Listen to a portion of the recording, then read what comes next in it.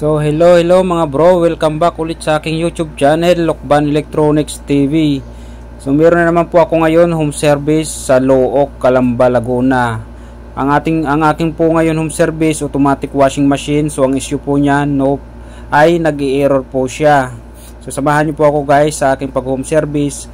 So nandito pa lang ako ngayon sa San Cristobal at papunta sa ating client. Sa mga gusto pala pa magpa-home service, message lang nyo lang po ako or tawagan nyo po ako sa cellphone number ko po. At ilalagay ko po yung ating contact. At ang aking home service, buong Laguna, Batangas, Cavite, Muntinlupa, Alabang, Parañaque, Rizal. So message lang po kayo mga kalukban sa mga gusto magpa-home service. Ang in-home service ko din po ay all flat screen TV at all automatic washing machine home service po natin. At sa mga kung halimbawa mga home service nyo electric pan, hindi po ako nyan pupunta kasi talo po tayo sa gas lalo pag malay. Pero pag dito lang sa area ko po sa San Cristobal, pwede ko po yan puntahan kung electric pan lang, manual washing machine or rice cooker. Yan, punta natin yan pag malapit lang. Pero pag malayuan, hindi po ako pupunta. So, nandito na ako sa bukid kung saan kami dati nagtatambay. So, wala pa to dito dating mga pabahay. Ayan, yung nakikita nyo dyan ng mga white na mabubong. So, mga pabahay po yan. Pabahay yan ng mga nasa danger zone, kagaya ng mga release. So, mga pabahay po yan. So, dati po yan dyan ay napakaluwag. Diyan kami nagtatambay. Pagkatapos magtrabaho, diyan kami nagpapahangin. So napakaganda dati dyan, kaso nga lang ngayon ginawa na po siyang pabahay. Ayan, nandito na pala ako sa may Looc na po ata itong lugar na to, Looc, Calamba. So yan po mga bro, salamat po ulit sa mga sumusuporta sa aking YouTube channel na walang sawang sumusuporta. And dito na po tayo sa PNP pabahay dito sa Lake Breeze. Ayan, so napaload lang muna ako kasi nabusan ako ng load at hindi ko makontak yung ating hindi ko matawagan yung aking kliyente.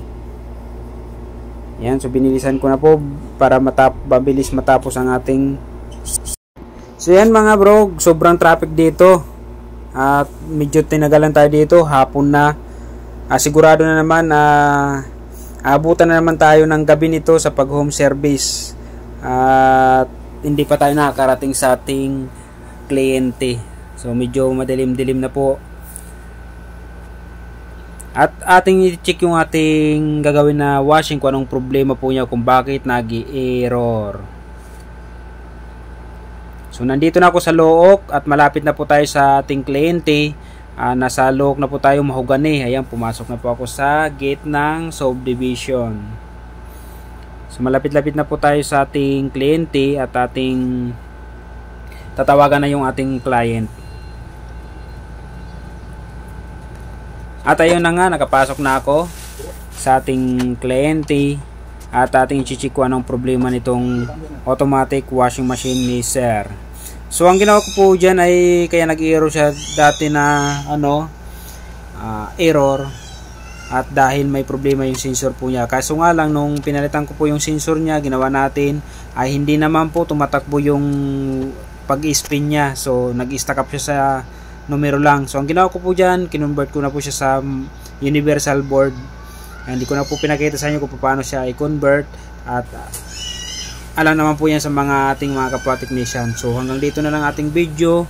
Maraming salamat po. Tapos na yung ating ginagawang automatic washing machine. At tulad nga sinabi ko, ginabi na tayo sa ating home service. Ganoon talaga.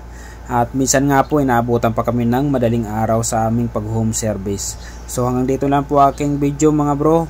So maraming salamat po sa mga nanonood sa aking channel. At mag-ingat po lagi tayo sa ating pag-uwi. So thank you mga bro. Hanggang dito na lang po. Bye bye.